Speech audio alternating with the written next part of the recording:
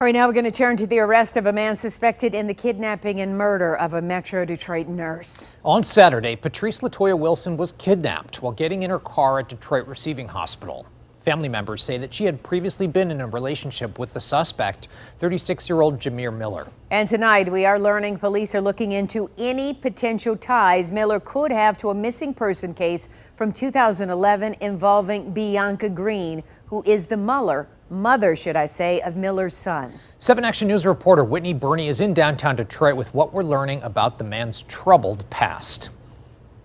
Just a day before her daughter's body was discovered, To hear about it with someone else's kid and never thinking it was going to be one of yours. Mother Rosalind Livingston still held out hope that 29-year-old Patrice Wilson would make it home safely. She's a very good talker.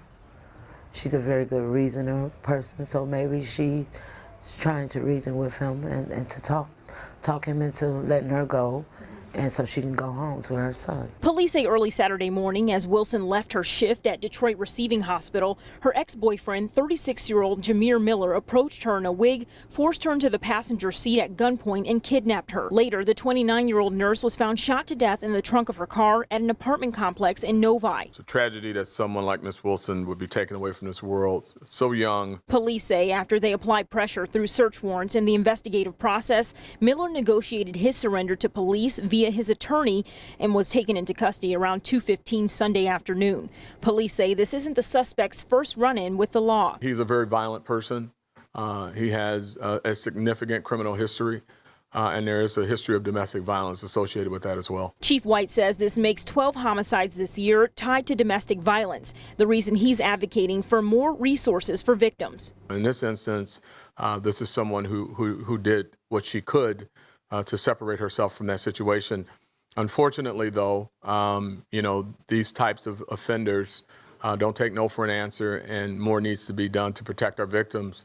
There's PPOs and things such as that, but we certainly like to see a lot more being done before someone else has to lose their life. Police say the specific charges that Miller could be facing are forthcoming. We also asked police about something many of you have been talking about online.